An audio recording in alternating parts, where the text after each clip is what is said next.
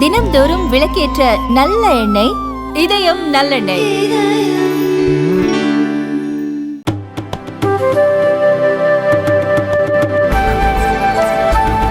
साईं राम। आंध्र प्रदेश के गवर्नर श्रीमान अब्दुल नजीर जी,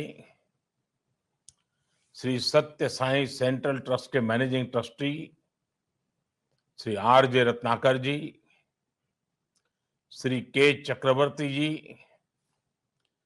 मेरे बहुत पुराने मित्र Shri Ryuko Hira ji, doctor V Mohan ji, Shri MS. Naganand ji, Shri Nimish Pandya ji, अन्य सभी महानुभाव, देवी और सज्जनों, आप सबको फिर से एक बार साईं राम। मुझे अनेक बार पुट्टपर्थी आने का सौभाग्य मिला है। मेरा बहुत मन था कि मैं इस बार भी आपके सबके बीच आता, आपसे मिलता, वहां उपस्थित रहकर इस कार्यक्रम का हिस्सा बनता,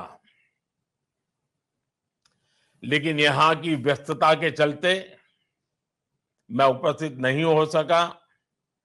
अभी भाई रत्नाकर जी मुझे निमंत्रण देते समय कहा कि आप एक बार आइए और आशीर्वाद दीजिए। मुझे लगता है कि रत्नाकर जी की बात को करेक्ट करना चाहिए। मैं वहां जरूर आऊंगा, लेकिन आशीर्वाद देने के लिए नहीं, आशीर्वाद लेने के लिए आऊंगा।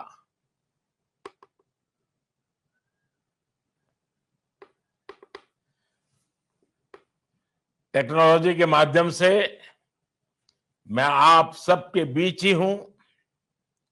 मैं श्री सत्य साई सेंट्रल ट्रस्ट से जुड़े सभी सदस्यों और सत्य साई बाबा के सभी को, भक्तों को आज के लिए, इस आयोजन के लिए बधाई देता हूं।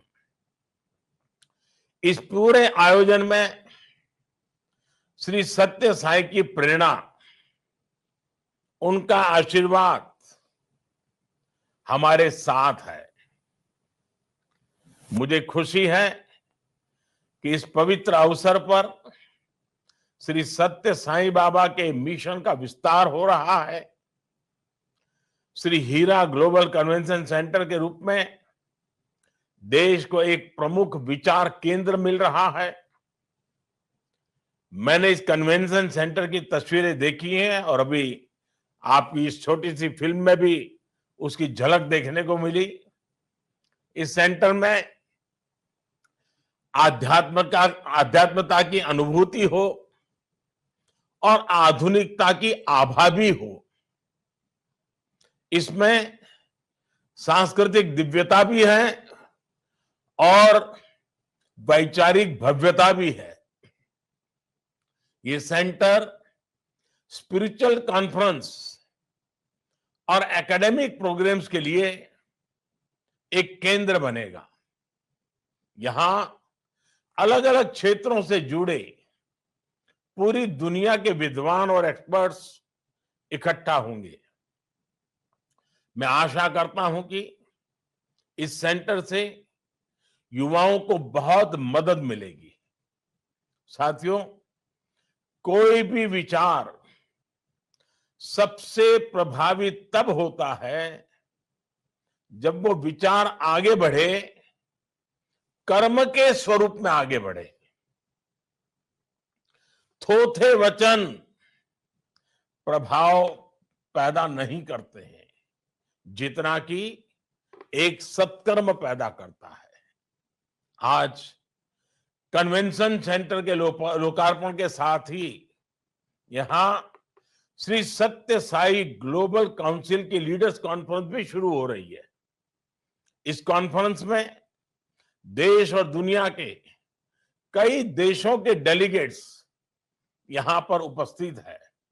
खासकर आपने इस आयोजन के लिए जो थीम चुनी है, प्रैक्टिस एंड इंस्पायर, ये थीम प्रभावी भी है और प्रासंगिक भी है। हमारे यहां कहा भी जाता है, यत यत आचरति श्रेष्ठ तत् तत् एव इतरः जनः। अर्थात श्रेष्ठ लोग जैसा जैसा आचरण करते हैं, समाज वैसा ही अनुसरण करता है।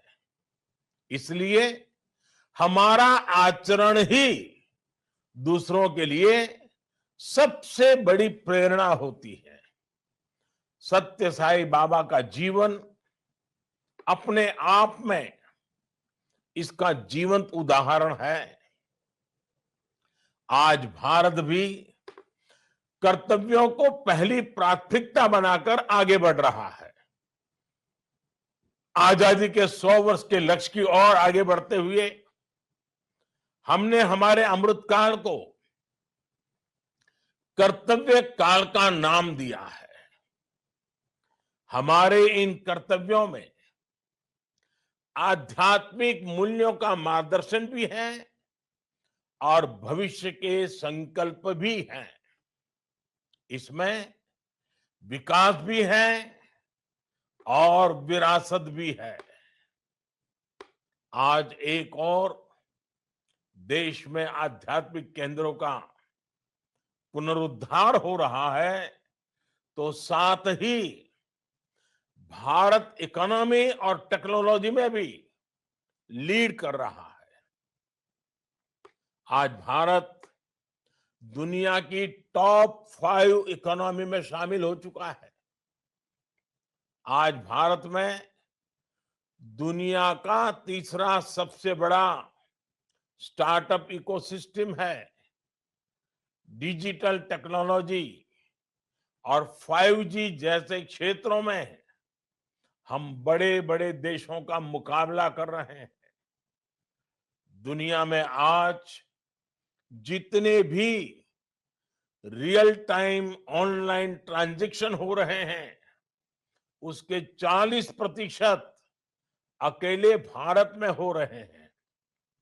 और मैं तो आज रत्नाकर जी से आग्रह करूंगा और सभी हमारे साईं भक्तों से भी आग्रह करूंगा,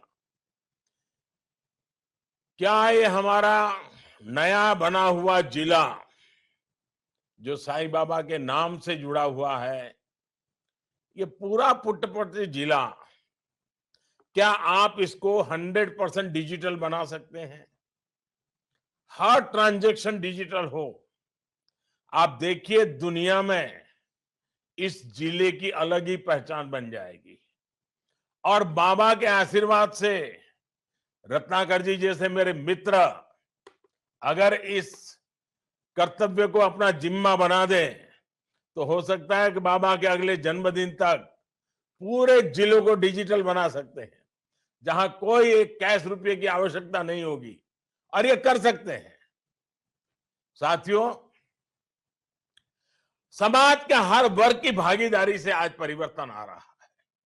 इसलिए ग्लोबल काउंसिल जैसे आयोजन भारत के बारे में जानने का और बाकी विश्व को इससे जोड़ने का एक प्रभावी जरिया है। साथियों, संतों को हमारे यहां अक्सर बहते जल की तरह बताया जाता है, क्योंकि संत न कभी विचार से रुकते हैं, न कभी व्यवहार से थमते हैं। अनवरत प्रवाह और अनवरत प्रयास ही संतों का जीवन होता है। एक सामान्य भारतीय के लिए ये मायने नहीं रखता कि इन संतों का जन्मस्थान क्या है। उसके लिए कोई भी सच्चा संत उसका अपना होता है, उसकी आस्था और संस्कृति का प्रतिनिधि होता है। इसलिए हमारे संतों ने हजारों वर्षों से एक भारत श्रेष्ठ भारत की भावना का पोषण किया है। सत्य साईं बाबा भी आंध्र प्रदेश के पुट्टपर्ती में जन्मे, लेकिन उनके मानने वाले, उनके चाहने वाले दुनिया के हर कोने में हैं। आज देश के हर क्षेत्र में सत्य साईं से जुड़े स्थान और आश्रम भी है। हर भाषा, हर रीति रिवाज के लोग प्रशांति निलयम से एक मिशन के तहत जुड़े हैं। यही भारत की वो चेतना है जो भारत को एक सूत्र में पिरोती है, इसे अमर बनाती है। साथियों, श्री सत्य साईं कहते थे, सेवा अने रेंडू अक्षराल्लोने अनंत माइन शक्ति इमीडी जिंदी। अर्थात सेवा के दो अक्षरों में ही अनंत शक्ति निहित है। सत्य साईं का जीवन इसी भावना का जीवंत स्वरूप था।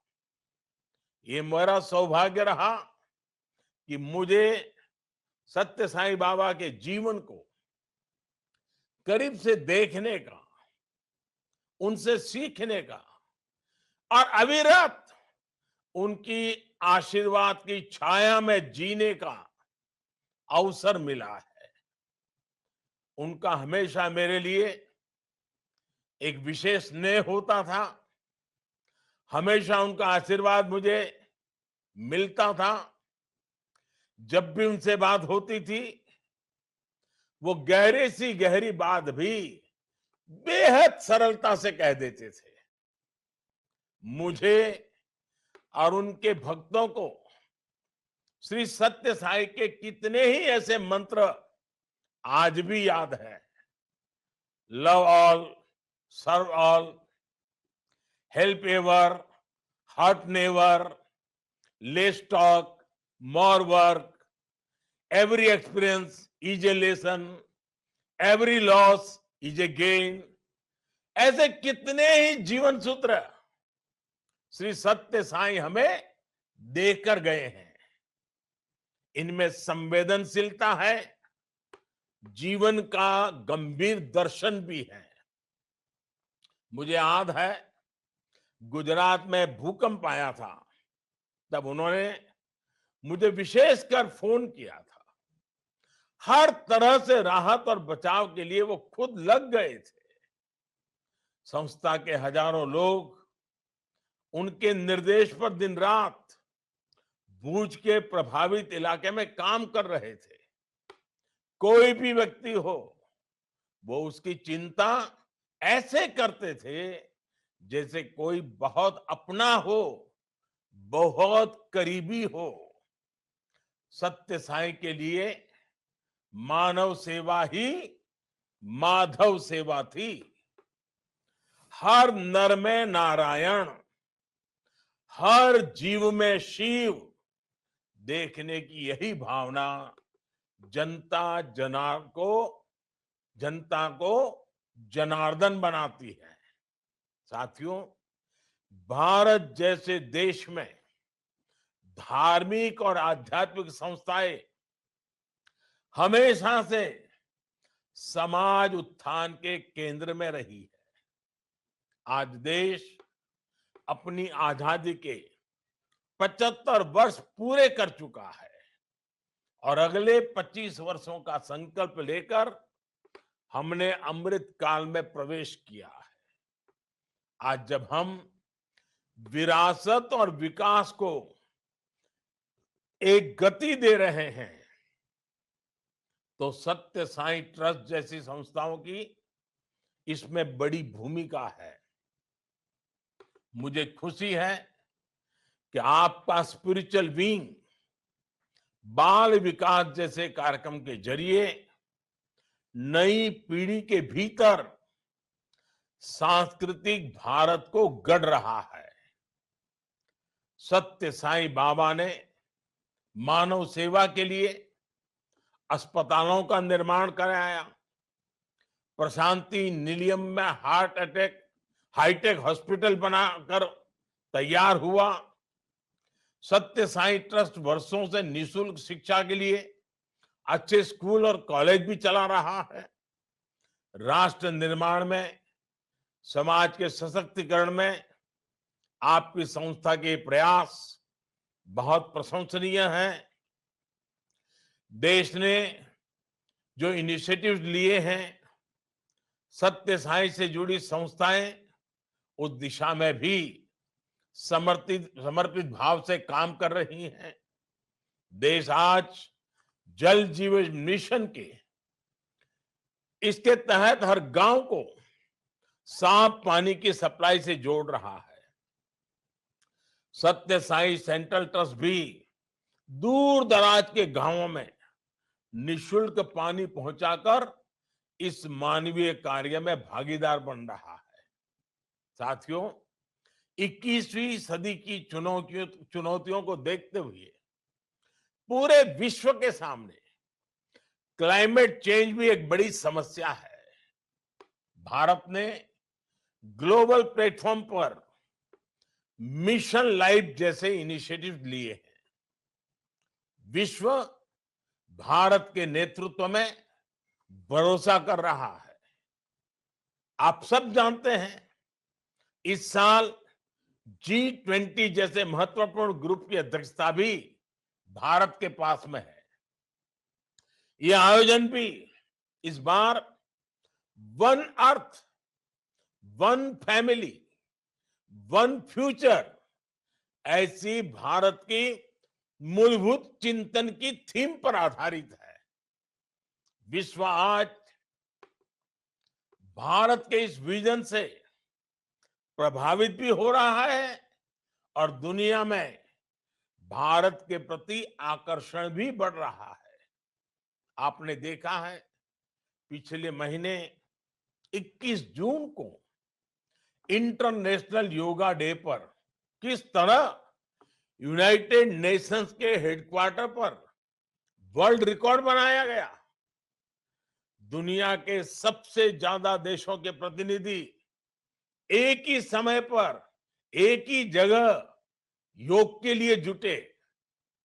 योग आज पूरे विश्व में लोगों के जीवन का हिस्सा बन रहा है।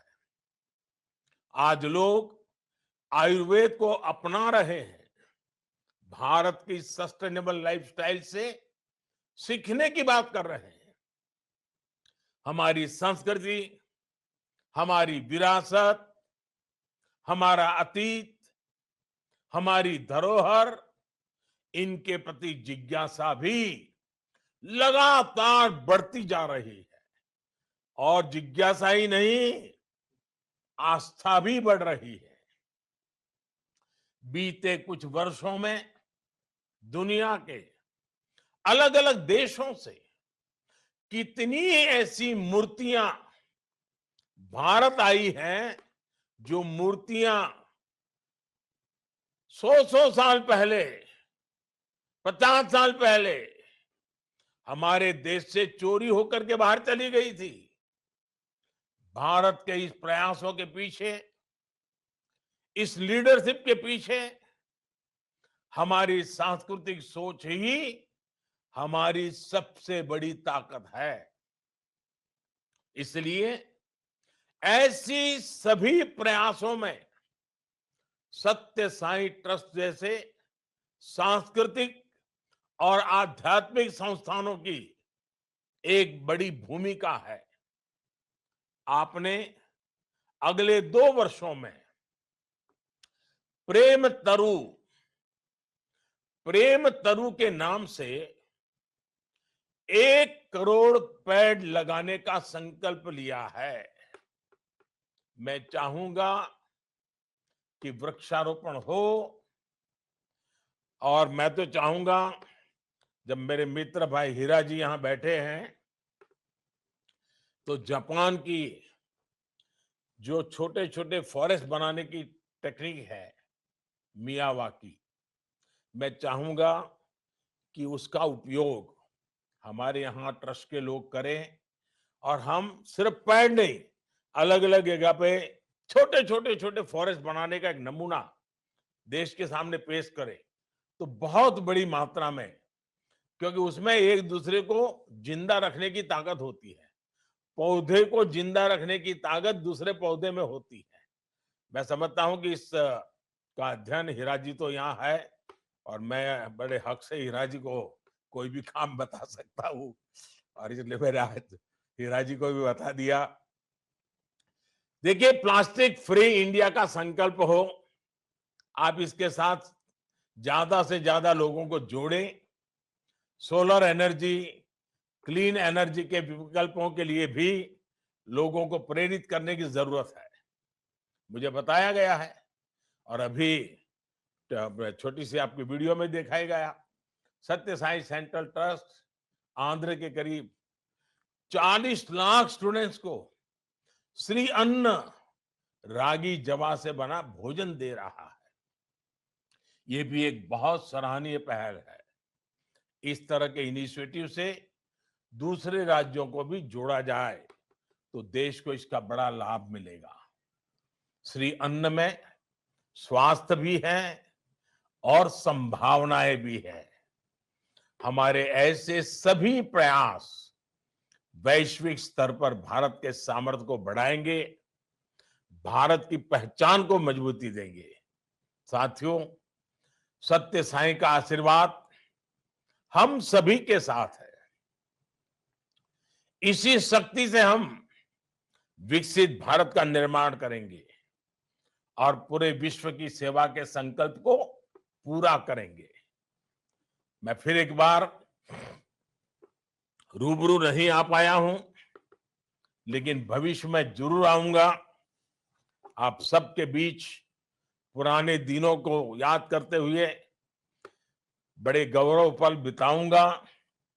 हीरा जी तो बीच बीच में मिलते रहते हैं, लेकिन मैं आज विश्वास देता हूं कि आज भले मैं नहीं आ पाया, लेकिन आगे जरूर आऊंगा और इसी विश्वास के साथ आप सभी को एक बार हृदय से बहुत बहुत शुभकामनाएं देता हूं।